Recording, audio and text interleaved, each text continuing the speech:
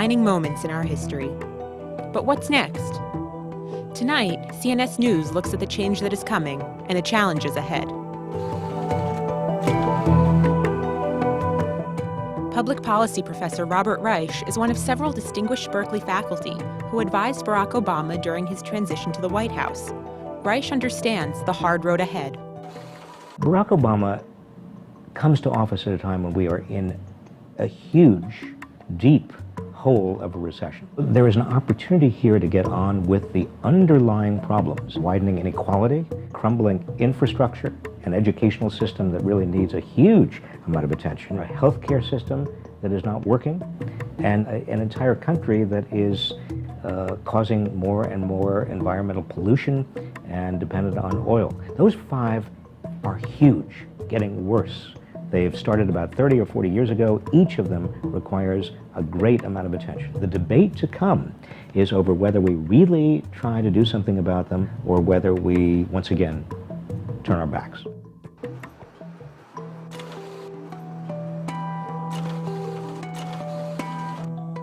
Linnea Edmeyer reports on a small town's call to action after the economic crisis hit their sleepy community. And tonight we asked you to bring your, as service group organizers, leaders. The people of Amador County are planning a rally. Who has a connection with the band? Can you get the band out there? But it's not a rally for a local sports team or national holiday. It's for Prospect Motors, their local car dealer.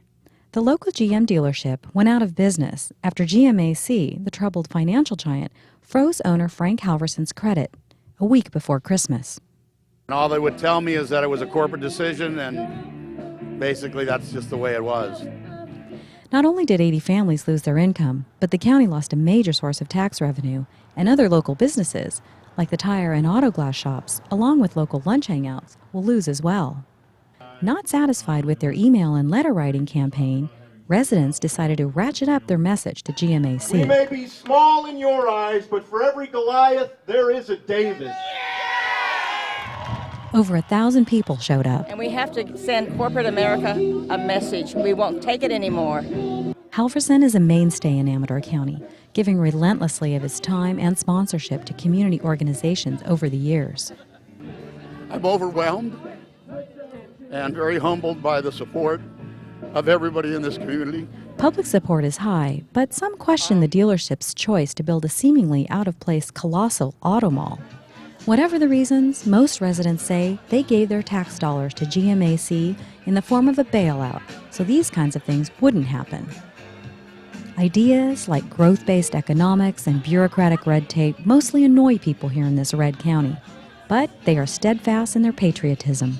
And we're going to fight for this business and every other local business, and we're going to make this happen for us, because this is our community and this is our America.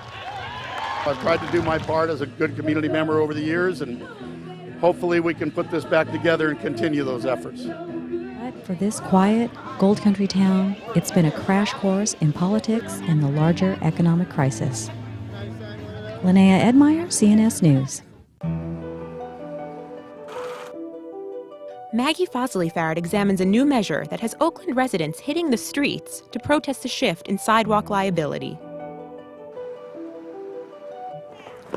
On any given Saturday morning, North Oakland streets are filled with the thud of runners' feet, the chatter of children at play, and endless possibilities for a slip-and-fall lawsuit. My immediate concern was, oh my, how can I find out whether I'm a target or not?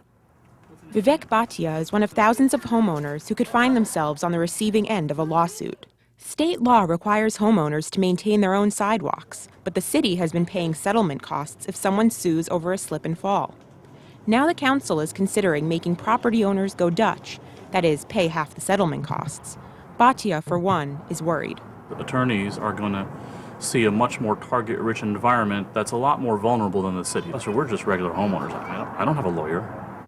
The legislation is a money-saving measure for a financially strapped city. But residents wonder if the savings won't be just a small drop in the deficit bucket. If this is only $600,000 or $700,000, it's really not going to do much. In fact, the savings would be much less. A deputy city attorney says the city paid out 9 settlements totaling $143,000 in 2007. For the 6 previous years, the average was just over $300,000 per year. It should be something that makes sense, not just something that is reflexively done. One thing both sides can agree on, the sidewalks are in bad shape. A lot of these sidewalks are 100 years old or more. The concrete is simply deteriorated. There are holes in it.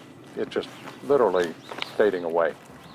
Bhatia runs rockridgeresidents.org and began posting articles online to spread the word. It's not being widely communicated to all the residents that this massive shift in liability will be occurring. This may not be the last straw, but it will be just one more thing. I have to deal with crime. I have to deal with a mayor who seems to be absent. At some point in time, the convenience of Oakland isn't worth it. The council will vote on the measure February 17th. This is Maggie Fosley-Farad for CNS News. To cope with the economic downturn, more and more people are turning to recycling to make ends meet. Christine Wong reports. Every day, hundreds of people come to Alliance Metals to trade in recyclables.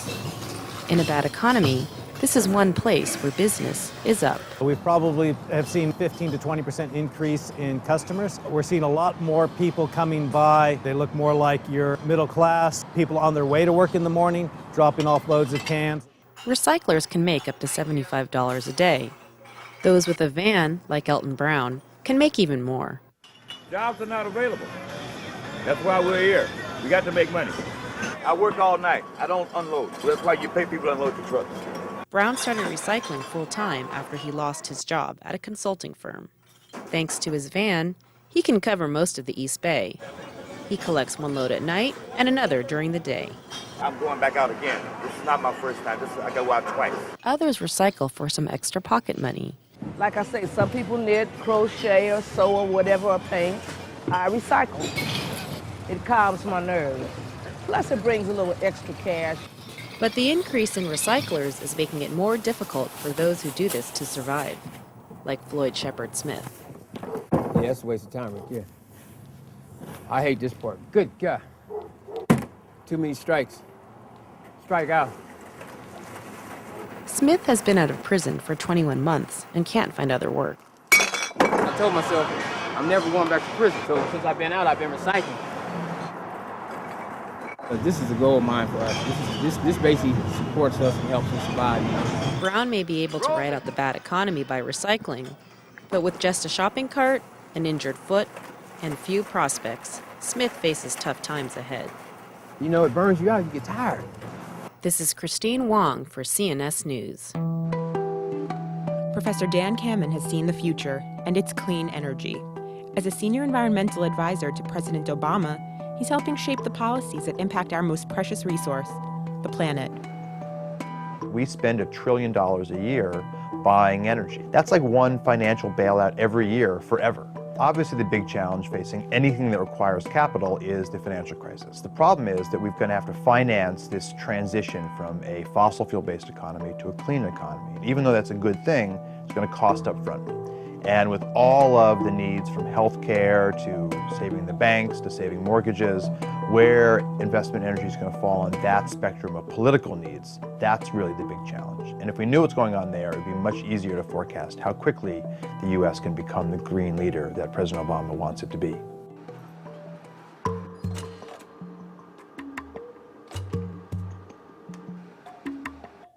Next, Shalise Haas visits Southwest Berkeley, where biodiesel is growing up. If you want biodiesel in Berkeley, there's only one place to go for fuel made from used fryer grease. Thank you. In our current place, we're busting at the seams. It's like held together with duct tape.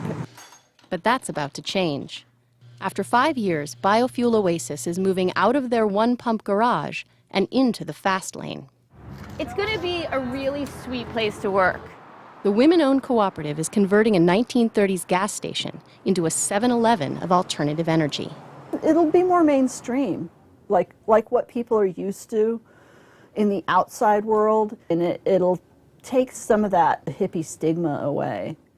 The new station will have digital pumps, late-night hours, and drive-through convenience. Non-toxic goo goes into your are. And you guys Worker owner Melissa Harris wonders what it all means. There was a bumper sticker that was like our most popular bumper sticker that we sold for years that said biodiesel fuel for the revolution. I don't know what happened, but I'm like, wait, did the revolution happen? Maybe so. The new pumps are solar powered, the paint is non-toxic, and the fuel they sell is produced and transported within a 100-mile radius of the station. Most of it comes from Kumar Plocker. I think the future is much more local biodiesel. I think it has to be, because the economics of moving product very far just are not going to pan out. And people are going to start to see that small is not just beautiful, it's not just possible, but it's necessary. And small can also be expensive. The owners have taken out loans, accepted donations, and defrayed their salaries. We all contribute our dreams and our hopes and put it in this sacred little box and go, I'm not walking away from this. And with 500 customers counting on them, the collective is keeping the biofuel flowing. The new location will open this spring.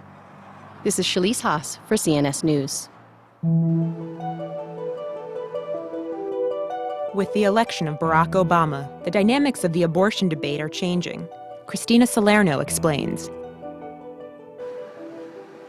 doesn't matter who's sitting in the White House, because we will overcome and we will win this battle. Days after the inauguration of Barack Obama, 10,000 pro-life supporters came to San Francisco to protest the 36th anniversary of Roe v. Wade. Protesters carried signs demanding change. Only instead of a president, they want abortion made illegal. But that's unlikely under Obama, which has forced the pro-life movement to get creative, according to one author who's written extensively on abortion. This year's San Francisco pro-life march was running under the banner, Abortion Hurts Women. And this campaign to persuade people that legal abortion is actually a bad thing for women is going to be, I believe, a big part of what the Right to Life movement works to do over the next couple of years. Obama's out there and he is such a pro-choice politician. It's going to help bring our pro-life issue to the forefront. A small group of counter-protesters marched opposite the rally. Their numbers were nearly half of the previous year, and one pro-choice organizer says it's an unintended consequence of the Obama election. The Obama effect is that people are sitting home now. As soon as he was elected, there was a sense of everything is accomplished, we don't have to do anything. There have been times in the last 35 years when it looked like everything was settled, everybody relaxed and kind of went home, and then things turned bad again. With Americans focused on Obama and the economy, experts say the Republican Party and pro-life movement are using the time for retrenchment and hoping to emerge stronger than ever in 2012. This is Christina Salerno for CNS News. Claire Major went home to Baton Rouge, Louisiana, where the presence of Hurricane Katrina still lingers.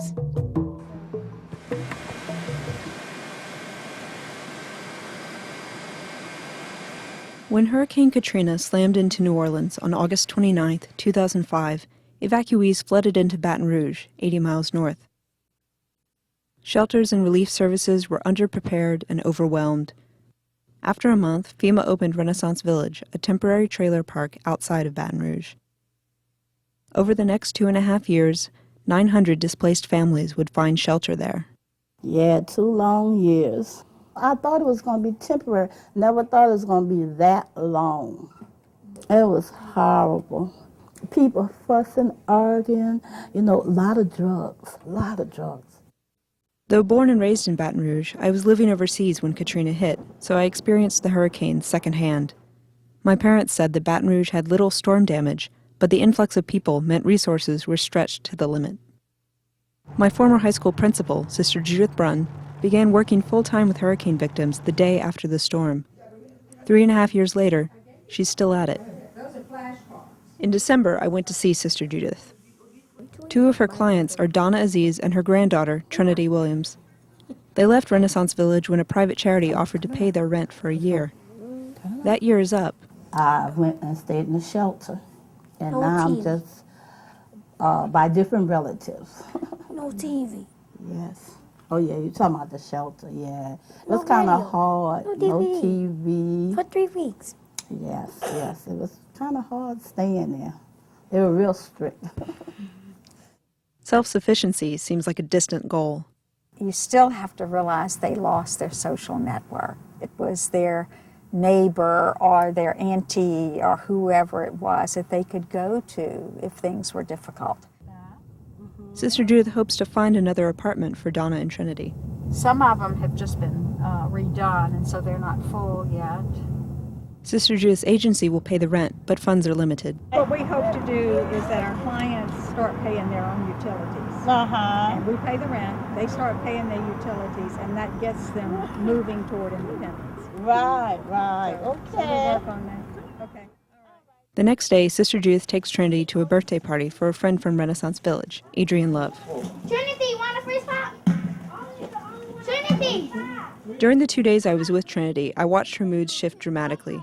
Playful, bashful, but at the party, as Adrian opened presents, Trinity withdrew into herself. She likes to stand out in the crowd. She struggled in school. I think part of it was definitely the trauma she had experienced in leaving New Orleans and leaving what was home to her. Part of it is her grandmother's a little bit anxious sometimes with Trinity.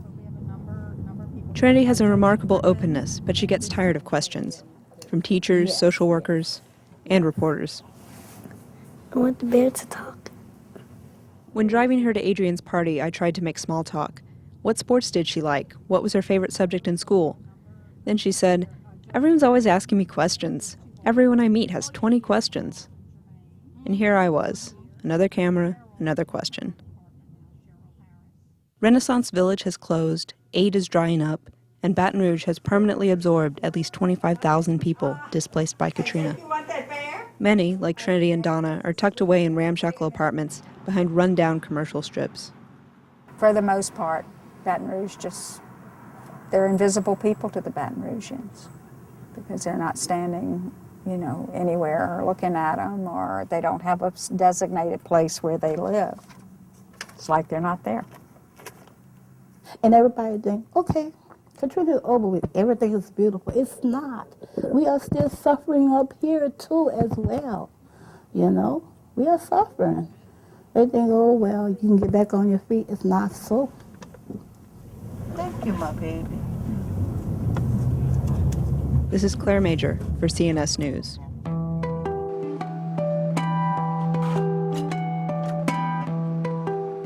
Getting the country back on its feet again is a matter of finding the best ideas. Professor Christopher Coots collects advice for an administration born in the digital age.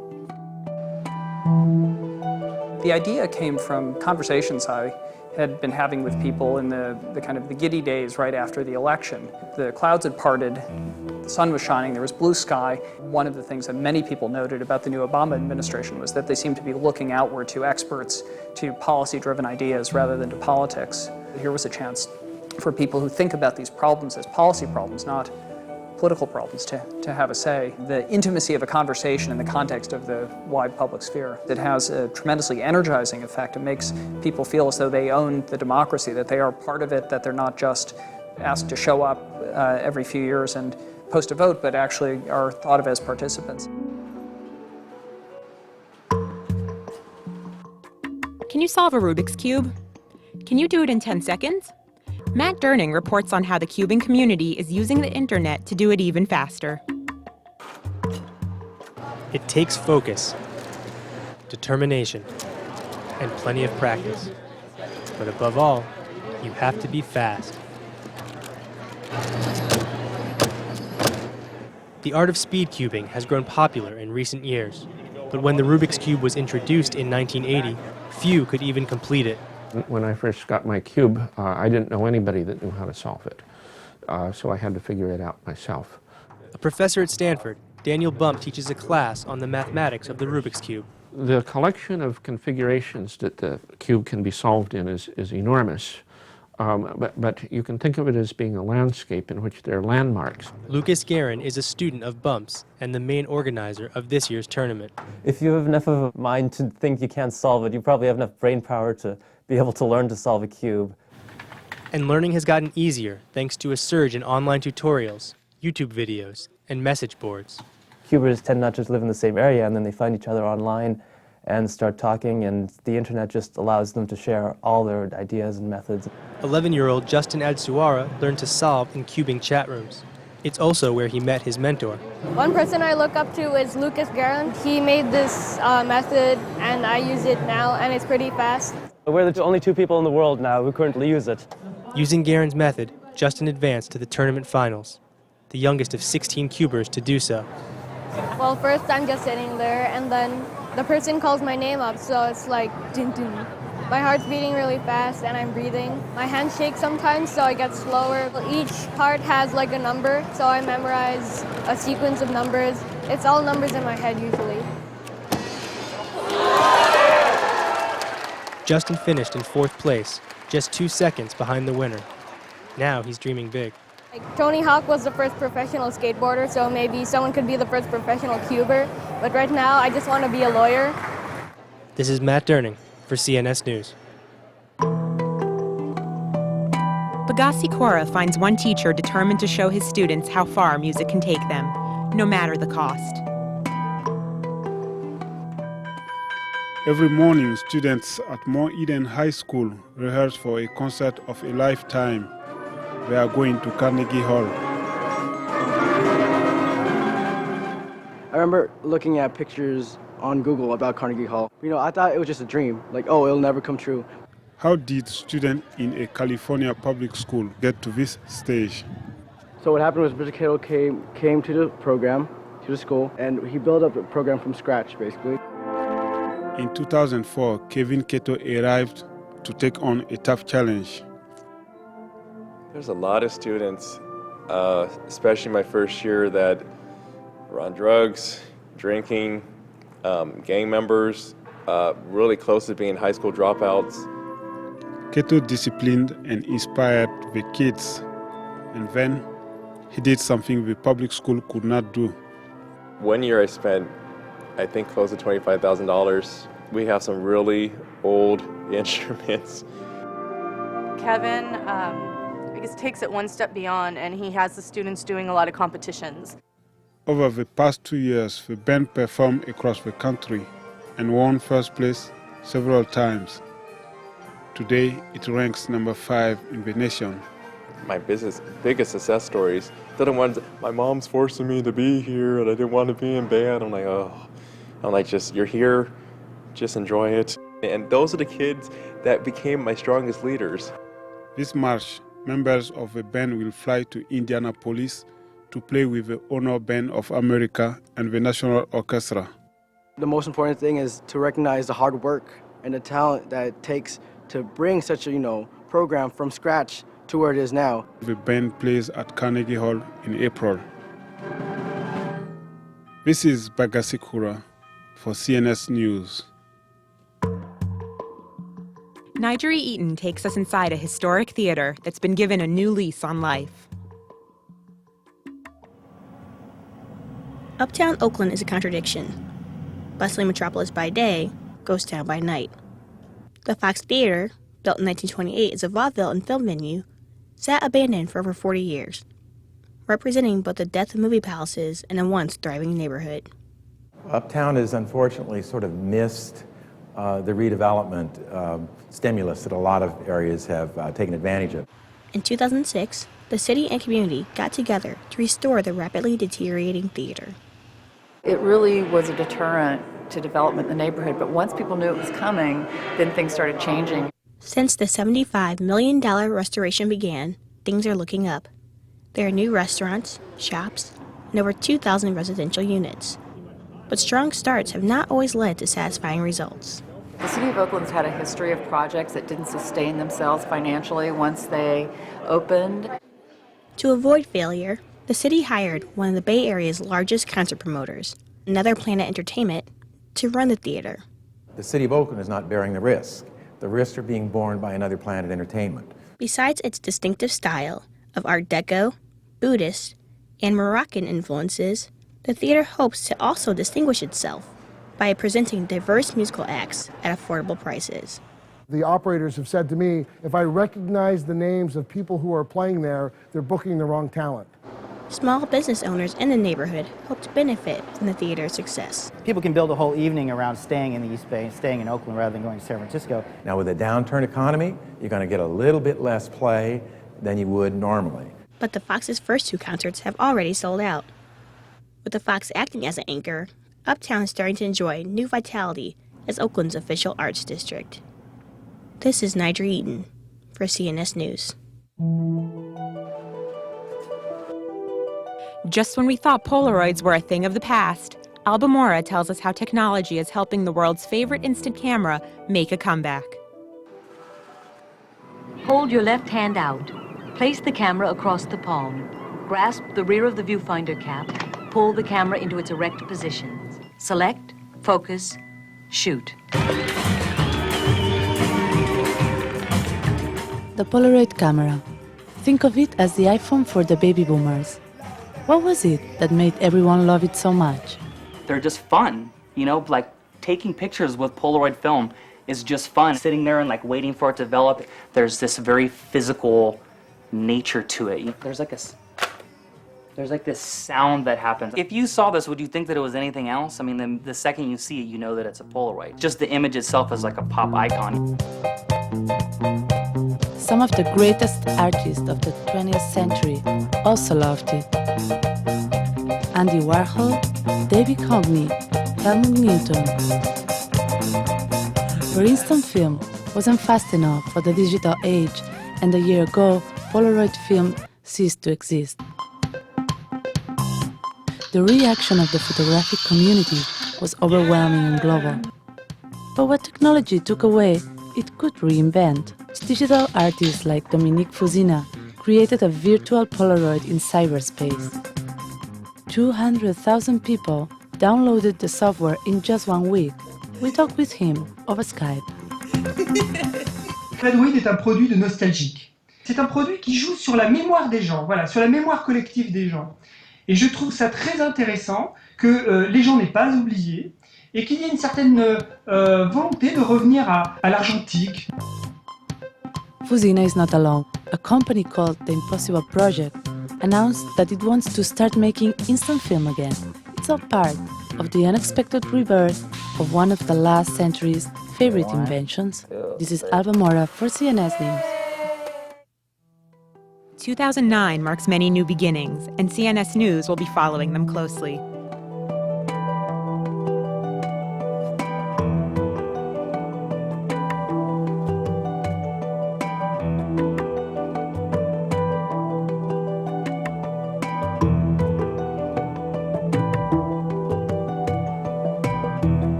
This has been a presentation of CNS News. Explore more of our stories online.